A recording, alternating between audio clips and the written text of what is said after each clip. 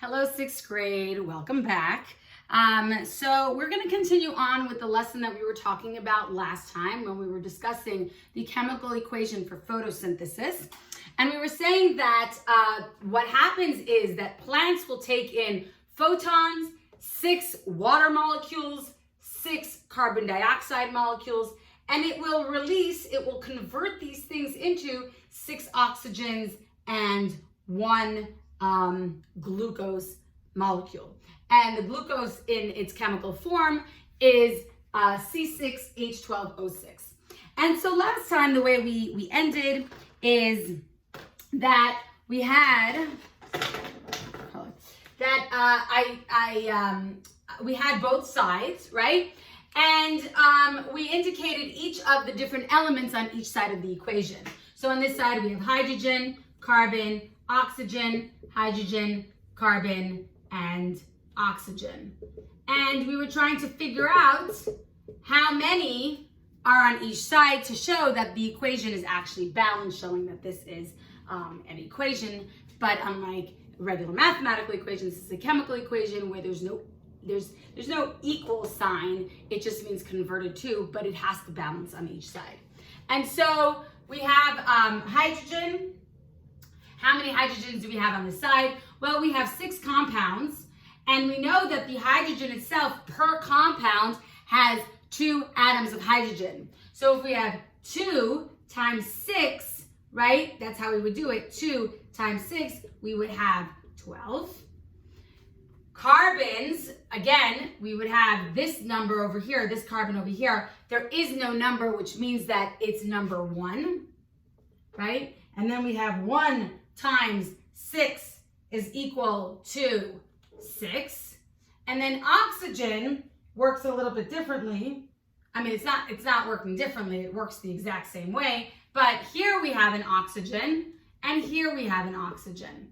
And so this oxygen, right, there's only 1 because there's no number. So it indicates that it's 1. 1 times 6 is 6, plus the oxygen here. And here I have 2. 2 times 6 is 12. So in total, the oxygens on this side is 18.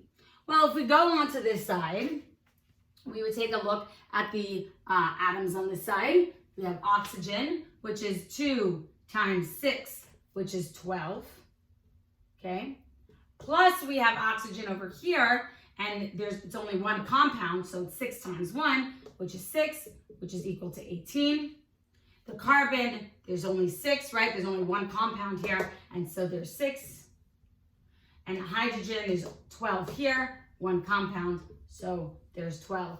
And if you look at the numbers, we have 12 hydrogens on this side, 12 on this side, 6 on this side, 6 on this side of carbon, 18 oxygens on this side, 18 oxygens on this side.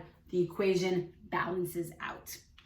Okay, so now that we understand how to write up a chemical equation, and we understand that this is photosynthesis, I'm going to rewrite this because there are lots of lines and stuff, and to be a little more clear.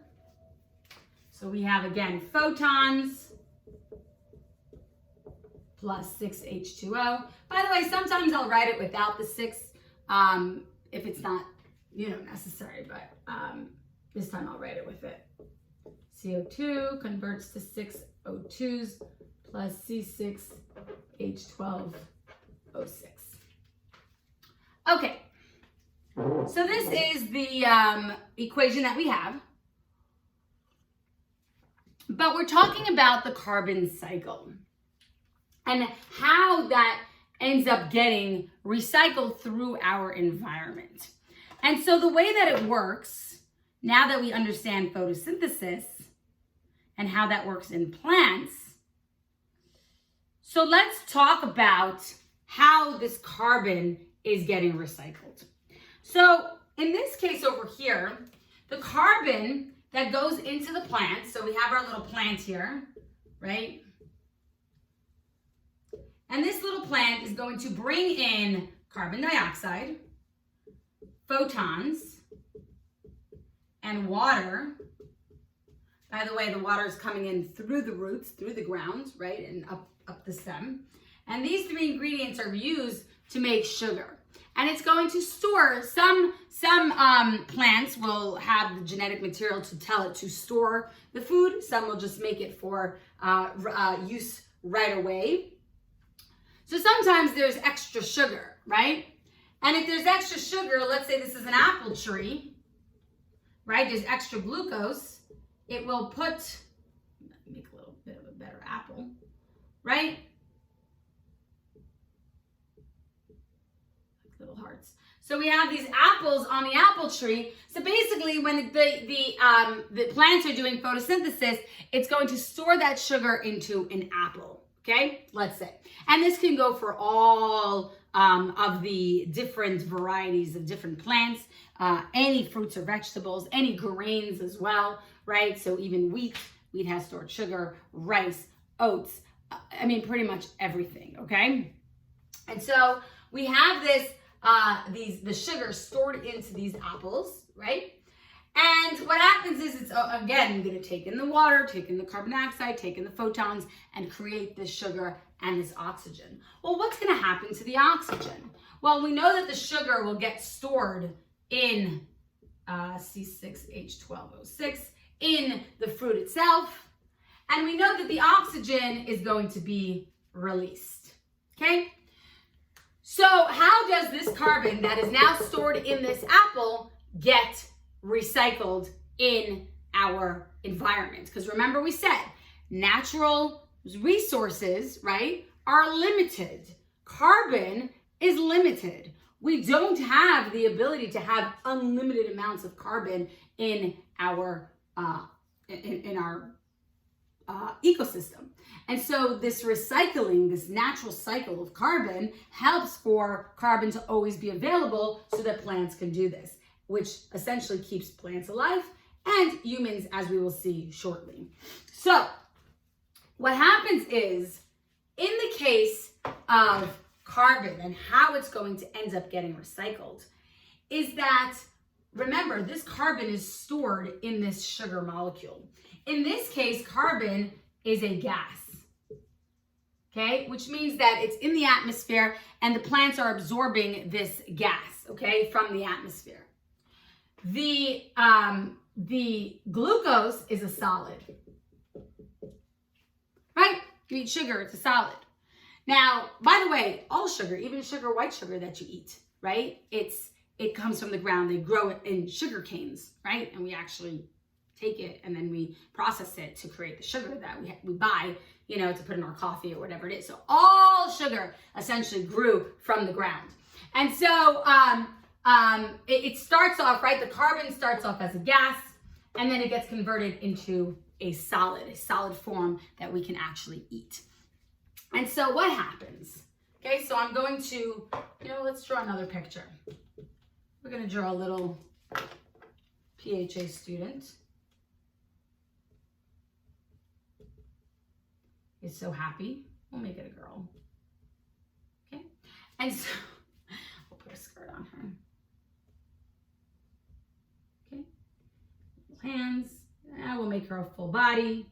Okay, beautiful. Wow, this is just a stunning little PHA student. And so basically, she's going to eat her snack.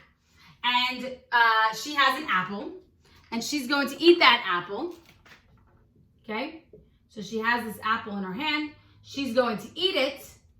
And another thing that she's going to do is she's going to also breathe in oxygen.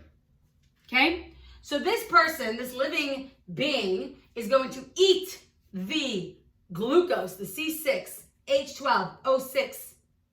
And also, she's going to breathe in oxygen, right? What do we do constantly, every single day? We're constantly breathing in oxygen. We're constantly taking in oxygen. Why do we take in oxygen? Why do we need to bring that oxygen into our systems? Now, a lot of times I'll ask students, why do we need oxygen? And the answer is, what I'm told, is to breathe. Well, no.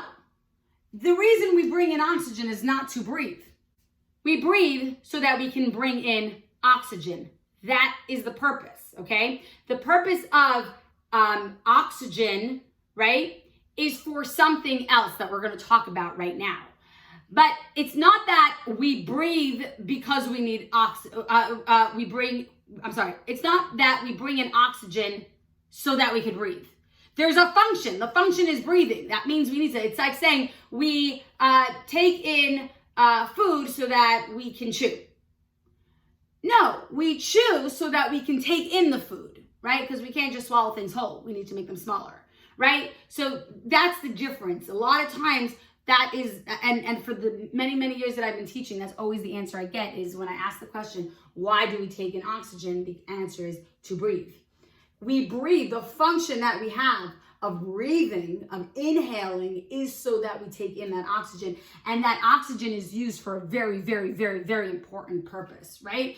And that is why we need that oxygen. And that's why we need that oxygen to go into every single one of our cells, okay? And the reason for that is, we're going to get to it right now.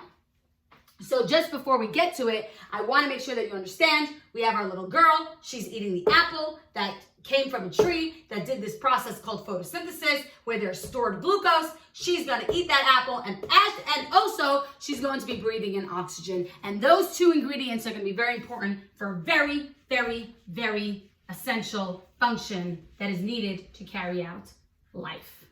So why do we need to eat? Okay, before we get into the oxygen, why do we need to eat? Think about a day that you don't eat. What do you feel? You feel tired, you feel weak, you feel sluggish, you feel out of energy, right? Why? Because food gets converted into energy. Food gets converted into energy. Energy is essential for doing work, okay? We need energy for our cells to work. We need energy for our bodies to do work, right? Energy is needed to do work. And I'm so happy that I'm actually teaching this in 6th grade, because then when you get to 7th grade next year, we will already have known this. We'll review it real quick, and then we can move on to other much more exciting things. But the idea here is that in order for our cells to do any type of work, to be able to function, to be able to continue to live, and by the way, there's about 15,000 chemical reactions happening in every single one of your cells per second, okay? So there's lots and lots and lots and lots of things happening in your cells every single second that you are in existence. And the only way that that can happen is the source of energy. If there is energy available to be able to do that. Without energy, that will not occur. Think about it. If you have a car, right? A car also needs energy in order to do work, right? What is the work that a car does? The car is going to drive. It moves, right? In order for that car to move, it needs a source of energy. What is the source of energy that that car is going to use? The source of energy is fuel. Gasoline, by the way, has carbon in it as well. And we can talk about that too, right? Carbon emissions. Okay? So what happens is that the car itself is going to take that fuel that has carbon in it. It's going to process it in a chemical reaction, and it's going to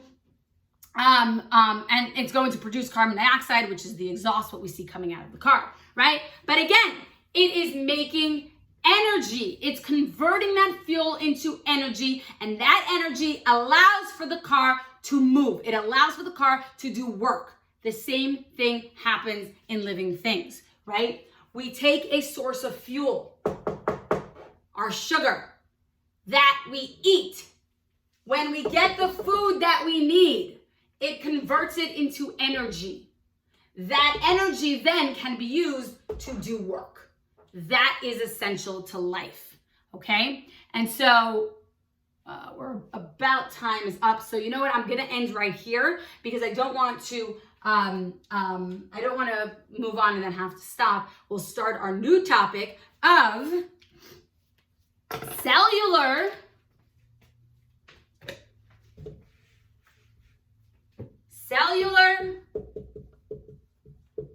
respiration. That we're going to talk about tomorrow. The concept of cellular respiration, which is the process that living things do to create energy. Photosynthesis is the process that plants do to create food. Cellular respiration is the process that living things, all living things, including humans, including plants, including animals, including bacteria, all living things will do to be able to make energy. Okay? By the way, not all bacteria, some don't. We can talk about that as well. But cellular respiration is a topic we're going to talk about tomorrow. Have a great day, and I'll see you then.